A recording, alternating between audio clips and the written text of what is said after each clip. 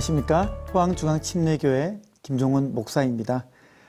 교회란 무엇인가 강의 이제 세 번째 같이 함께 나누도록 하겠습니다. 우리가 지난번 강의를 통해서 교회가 사람이라는 것 처음에 배웠었고요. 그리고 교회는 예수님의 몸이고 예수님은 교회의 머리인 곳, 이렇게 두 번째 말씀을 드렸습니다. 그리고 세 번째는 우리가 왕 같은 제사장들을 키워내는 곳이다, 이렇게 말씀을 드렸습니다. 자, 이제 네 번째로 교회를 또 정의를 해보도록 할까요? 네 번째는요, 교회는 영적인 가족입니다. 에베소서 2장 19절에 제가 말씀을 먼저 인용을 하고 시작하도록 하겠습니다. 그러므로 이제부터 너희는 외인도 아니요 나그네도 아니요 오직 성도들과 동일한 시민이요 하나님의 권속이라 라고 말씀하셨습니다. 여기 봤더니 에베소서에서 우리를 어떻게 정의를 내리고 있냐면요, 하나님의 권속이다 라고 얘기를 하고 있습니다. 이 권속이라는 단어는 요즘에 쓰지 않는 단어죠. 권속이라는 단어는 우리 젊은이들은 아마 모르는 사람도 대부분일 것입니다. 좀 이해하기 어려운 용어인데 영어 성경에는 봤더니 God families 적어놨습니다. 가족이라는 말입니다. 여기서 중요한 것은요, 이 교회는 가족 같은 곳이 아니라 영적인 가족이라는 거예요. 우리가 TV에서 CF를 보다 보면 가족 같은 회사, 아니면 뭐 가족 같은 보험, 이런 어떤 말들이 등장하는 것을 종종 볼 수가 있습니다. 근데 이제 사람들이 이제는 그런 구호에 넘어가지를 않습니다. 왜냐하면 결정적인 순간이 되면 이해타산을 따지고 돈 계산 더해서 더 받아 먹으려 그러지, 정말 가족이라면 그렇게 하지 않거든요. 여러분, 진짜 가족은 어떤 가족일까요? 진짜 가족은 내가 희생해서라도 아들, 딸 살리잖아요. 내가 희생해서라도 내 사랑을 전하고 싶은 거잖아요. 이 교회가 바로 그런 곳이라는 말입니다. 어느 가정이든지 간에 이제 아이가 태어나면 이제 곁에서 이렇게 받아주고, 아이의 그 초유를 먹이고, 기저귀 갈아주고, 곁에서 붙어서 늘 안아주고, 재워주고, 덮어주는 게 꼭 필요하죠. 그렇게 이제 한 아이가 태어나도 이렇게 책임을 지고 부모가 붙들어서 이렇게 돌봐주고 양육해 주는데, 오늘날 교회를 한번 가만히 봅시다. 이 교회는요, 누군가가 구원을 받았어요. 영적으로 거듭났어요. 영적으로 났어요. 그렇게 태어났는데 버려둬요. 간섭하지 않아요. 돌봐주지를 않아요. 그냥 뭐 알아서 잘하겠지, 그냥 뭐 냅둬도 별 문제 없겠지라고 생각하고 어느 하나 그 사람을 향해서 돌봐주거나 양육하거나 하는 일을 하지는 않습니다. 그러니까 우리 주님께서 그게 몹시 안타까우신 것이었습니다. 그래서 마태복음 9장 36절에서 38절까지 보게 되면 이렇게 말씀하십니다. 제가 말씀을 읽어 드리겠습니다. 무리를 보시고 불쌍히 여기시니 이는 그들이 목자 없는 양과 같이 고생하며 기진함이라. 이에 제자들에게 이르시되 추수할 것은 많되 일꾼이 적으니 그러므로 추수하는 주인에게 청하여 추수할 일꾼들을 보내주소서 하라 하시니라. 이렇게 말씀하십니다. 여기 보면요, 목자 없는 양같이 고생하며 기진하는 그 양들의 모습을 우리 주님은 가장 안타깝게 보시는 겁니다. 이걸 정말 주님께서 눈물나게, 불쌍하게, 그렇게 답답하게 보시는 대목인 것입니다. 교회는 보십시오. 영적으로 태어나도 양육받지 못하고 죽어가는 사람들이 너무 많아요.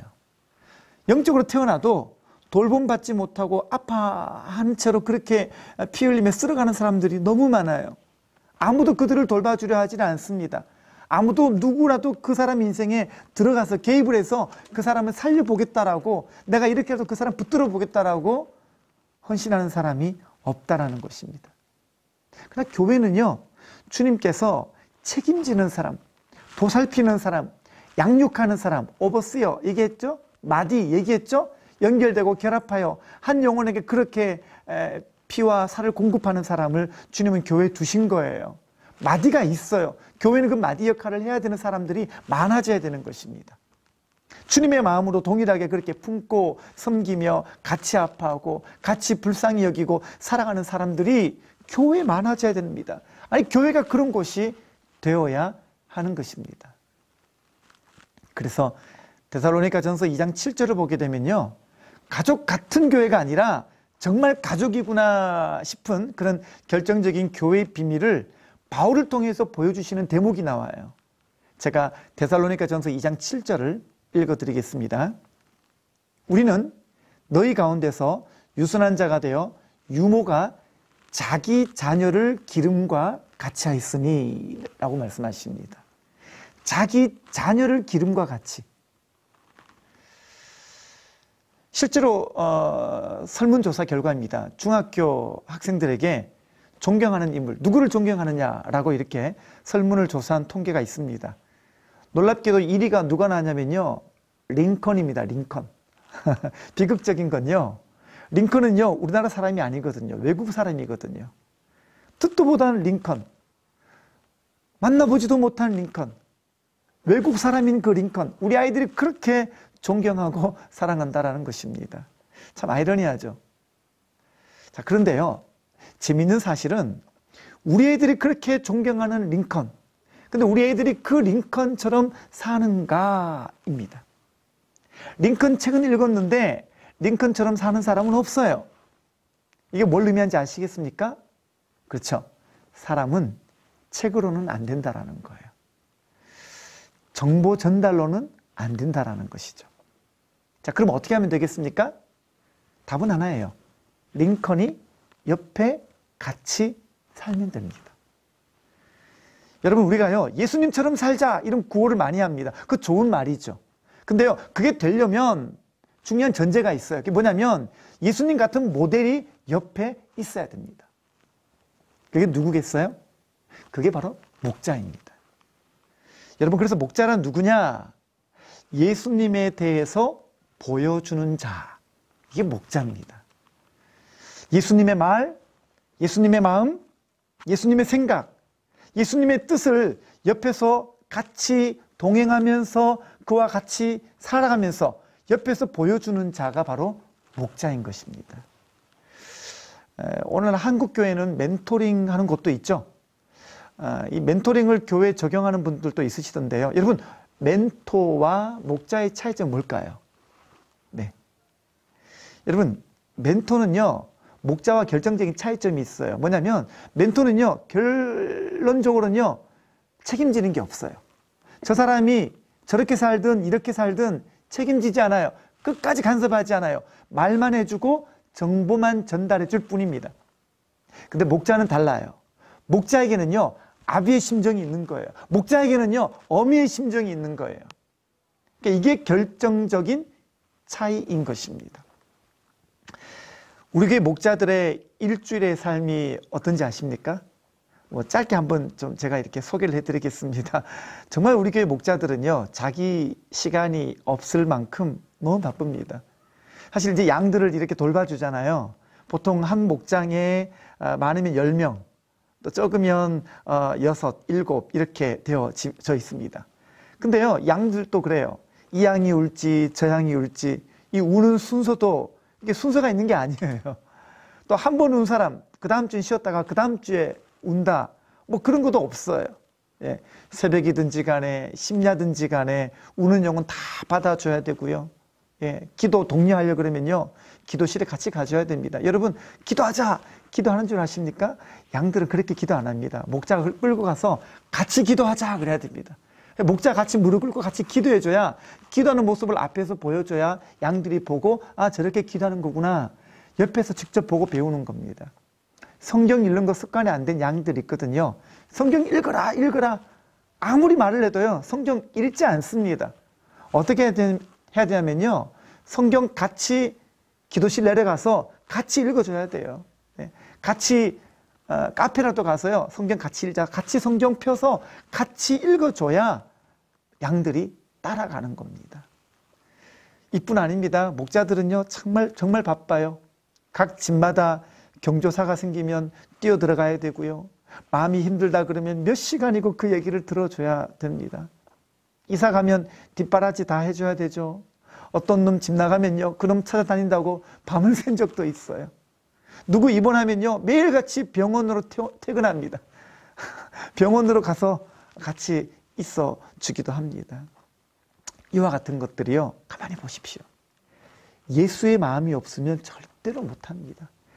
아비의 마음이 없으면요. 절대로 못하고요. 어머니의 마음이 없으면 그거 못하는 겁니다. 그러니까 우리는요. 보면 이래 양들이요. 목자 보면서 이런 얘기해요. 제가요. 우리 목자 보니까요. 꼭 예수님 보는 것 같아요. 라고 말합니다. 여러분 목자도 사람이니까요. 완벽하게 예수님을 보여줄 수는 없어요. 그러나 목자가 예수님 바라보고 이 길을 따라가니까 이렇게 예수님 보고 그냥 양들을 섬기니까 양들이 목자 보고 예수님을 보는 것 같다라고 그 고백을 해요. 이게 참 신기해요. 네. 자기 목자를 보면서 우리 목자를 보니까 예수님을 알 것 같아요 라고 그 고백이 나오게 되더라는 것이죠. 저희는 이 목자들에게 예수님처럼 완벽해라. 예수님처럼 완벽해야 된다. 절대로 저희는 그렇게 가르쳐 본 적도 없고요. 또 그렇게 말해 본 적이 없습니다. 그냥 목자들은 그렇게 얘기해요. 예수님 보고 가면 되고 예수님 보고 사랑하면 되고 예수님 보고 그렇게 가르치면 된다고 그렇게 가르쳤습니다. 목자들이 정말 그렇게 영혼들을 섬겼어요. 그렇게 섬기고 근데 그렇게만 해주었는데요. 양들은 예수님을 보는 것 같다라고 말을 해요. 그래서 저희는 이 양들이 목자를 일컬을 때 영적 아비다 이렇게 말을 합니다. 영적 아비라는 단어를 써요. 목자들도 양들을요. 영적 자식이다라고 표현하고요. 또 그렇게 사랑하고 그렇게 섬깁니다. 그러니까 이 교회가요. 가족 같은 교회가 아니라 가족으로서의 교회가 되더라는 것입니다. 여러분 그래서 교회는 이렇습니다. 교회는요. 어떤 교회는요. 목사가 설교만 하고 나머지는 성도들이 다 알아서 그렇게 해야 되는 그렇게 고아원처럼 살아가는 교회가 있는 것 같아요. 다 고아예요. 목사님을 통해서는 그냥 좋은 선생님처럼 배울 뿐이죠. 근데 자기가 알아서 살아야 되는 거예요. 근데 또 어떤 교회는요. 교회 안에 목자와 양이 있어서 모든 사람들이 이렇게 다 목자와 양의 관계성 속에서 살아가고 또 제가 정의해 드린 것처럼 가족이 되어서 살아가는 교회가 있다는 거예요. 서로가 어떤 문제가 있으면 다 달려들어서 자기 문제인 것처럼 내 일인 것처럼 내 기도 제목인 것처럼 그렇게 기도하고 사랑하고 끌어안으면서 살아가는 그런 공동체가 있다는 것입니다. 여러분 초대 교회 성도들이요. 익투스라는 그런 물고기 그림을 그리면서 그거를 암호로 해서 당시에 카타콤이라는 그런 무덤에서 이 무덤이라는 곳이 다 미로 같잖아요. 근데 그런 무덤에서 예배를 드렸다라는 사실을 여러분이 다 알고 계실 것입니다. 당시에 워낙 핍박이 심하고요. 또 들키면은 다 화형에 처하거나 콜로세움에서 사자밥이 되었기 때문에 공개적으로 예배를 드릴 수가 없었던 때였습니다. 만약에 여러분들이 그 시대를 산다고 하면 여러분들 어떻게 하시겠어요? 그냥 여러분 이렇게 생각할 수 있죠. 그렇게 카타콤 가지 않고 그냥 집에서 그냥 기도하고 그냥 집에서 말씀 묵상하면 안 되나요? 라고 그렇게 말할 거예요. 사실 참 되게 지혜로운 말 같아요. 그죠? 그렇게 카타콤에 모여서 그렇게 예배 드리는 곳에 와서 함께 예배 드리지 않고 집에서 그냥 알아서 기도하고 집에서 그냥 알아서 말씀 묵상했더라면요. 그렇게 순교자가 많이 생기지 않았을 거예요. 그러나 초대교회 성도들은요. 기어이 그렇게라도 만나려고 애를 쓰고 그렇게 모여서 예배를 드렸고요. 예배를 드리다가 들켜서 죽을지언정 그들은 만나려고 애를 쓰고 하나 되려고 애를 쓰고 모이려고 애를 썼었습니다. 여기서 우리는 이 질문이 생기게 됩니다. 아니 이들이 왜 그렇게라도 만나려고 했을까? 기어이 그렇게라도 만나려고 했던 이유는 무엇일까라는 질문이 생기게 됩니다. 여러분 생각해 보십시오. 카타콤이 무슨 휴양지도 아니잖아요. 이게 사실 끔찍한 그 공동묘지거든요. 그런데 그런 곳을 찾아 들어가서라도 그렇게라도 만나려고 애를 쓰고 그렇게라도 만나서 셀 모임을 하려고 그러고 예배 드리려고 했던 그 이유가 무엇이었을까요? 그렇습니다. 목숨 걸고서라도 연결되려고 했던 거예요.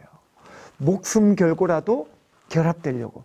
죽더라도 결합되어 한 지체로서, 한 몸으로서, 가족으로서 그렇게 만나서 머리 대신 예수님의 충만을 그들이 경험하고자 했던 것이었습니다.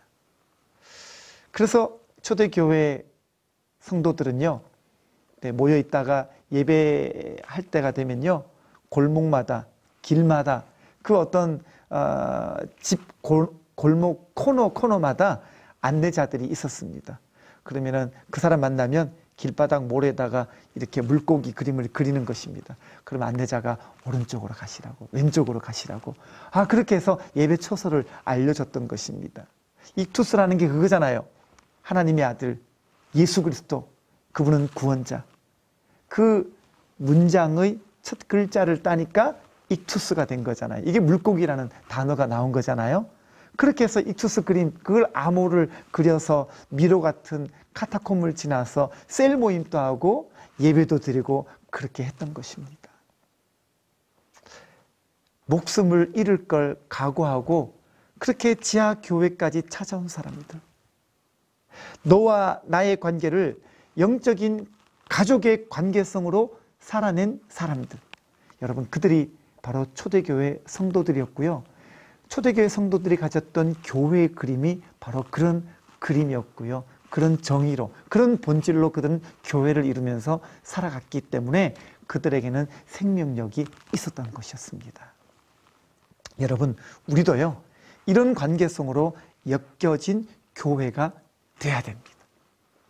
교회가 뭔지를 알게 되면요, 교회당 생활만 하다가 진짜 교회 생활의 맛을 들이면요, 이렇게 한 주 왔다 갔다 하는 그런 교회당 생활을 청산하게 되어 있습니다. 아니, 교회가 되어서 몸이 되고요, 또 지체가 되고 연결이 되고 결합이 되고 가족이 되면요, 진짜 실체로서의 교회를 경험하게 되어 있는 것입니다. 저희 교회도 그랬던 것 같아요. 저희 교회도 10년 전에 해도동에서 창포동으로 교회 건축을 하면서 그렇게 이사를 왔었습니다. 그때 이 해도동에 계셨던 분들이요, 거의가 다 창포동으로 집을 이사했어요. 그때 이 마을 주민들이 다 놀래더라고요. 보통은 교회가 멀면, 또 교회가 멀리 이사를 가게 되면 그러면 저는 가까운 교회 다른 곳을 찾아가겠습니다 하는 분들도 많이 생겨나게 되기 마련이거든요. 근데 포중집은 그러지 않았었어요. 왜냐하면 가족으로서의 공동체니까. 또 신앙은 관계성으로서라야만 실체가 보이는 거니까. 그래서 교회를 따라 교회 가까운 곳으로 다 이사 왔었습니다. 사실 이 창포동이 집값이 더 비싸거든요. 집값도 더 비싼데 성도들은 그걸 마다하고 교회 근처로 이사하려고 발버둥 치고 다 이사하려고 그렇게 왔던 것이었습니다. 저희 교회 청년들은요, 또 교회를 떠나지 않기 위해서 포항에서 직장을 구할 수 있는 전공을 선택합니다. 대학교도 멀리 가지 않습니다. 왜 그럴까요? 많은 분들이 보면 이해가 안 된다고 말하기도 합니다만요, 저희들은 그 이유가 있어요. 왜냐하면 교회는 가족이니까요. 교회는 몸이니까요. 교회는 관계성으로 엮여진 지체와의 관계성이 있는 생명력이 있는 모임이니까요. 그래서 교회를 사명으로 여깁니다. 주님이 이들과 함께 있으라고 부르신 부르심을 저희는 알기 때문에 그렇습니다. 공동체가 없는 신앙은요, 거짓이 되기 쉬워요. 자기가 자기 스스로에게 속기도 쉽거든요. 나 홀로 신앙생활 하면요, 내가 나에게 속기가 워낙 쉽습니다. 그래서 우리는 교회를 통해서, 지체와의 관계를 통해서, 가족으로서의 공동체를 통해서 만져지는 그런 신앙생활을 영위해 나가는 것입니다. 교회는 그래서 5번째 정의가 정말 중요한 것 같습니다. 교회는요, 가족입니다. 영적 가족입니다. 이곳에서 가족의 경험을 하면요, 이 교회는 가라고 해도 떠나지지가 않은 거예요. 떠날 수 없어요 라고 고백하게 되어 있는 것입니다. 여기서 그렇게 콩처럼, 콩자루를 이렇게 풀어놓으면 쫙 흩어지듯이 콩자루 같은 교회가 아니라 매주처럼 서로 얽히고 얽혀서 하나가 될 수밖에 없는 그런 교회의 삶을 우리가 살아가게 되어 있는 것입니다. 자, 교회를 5가지로 이제 정리했습니다. 첫 번째는 뭐라고 그랬죠? 첫 번째 교회는 사람이라 그랬습니다. 건물이 아니고 제도가 아니라 그랬죠. 프로그램이 아니라 그랬습니다. 교회는 사람이에요. 두 번째로 교회는 예수님의 몸이고 예수님은 교회의 머리인 곳이다라고 말했습니다. 세 번째로 교회는 바로 왕 같은 제사장을 키워내는 곳이다 이렇게 말씀을 드렸습니다. 네 번째로 교회는 바로 영적인 가족입니다. 한 번 더 강조합니다. 가족 같은 곳이 아니라 가족이에요. 왜냐? 예수 그리스도의 피로 우리는 동일한 피가 흐르잖아요. 가족의 정의가 뭐예요? 피가 같은 부류를 가족이라 그러죠. 우리는 예수 그리스도의 피로서 하나가 되고 연합되고 일치된 자들이거든요. 이것도 역시 에베소서에 나오는 에베소서에서 강조되어진 아주 중요한 대목입니다. 그래서 우리는 영적인 가족이라고 부르기를 주저하지 않습니다. 이 교회를 이루고 이 교회에 헌신하는 여러분들 다 되시기를 주님의 이름으로 축원합니다. 마지막 강의를 마치도록 하겠습니다. 수고하셨습니다. 감사합니다.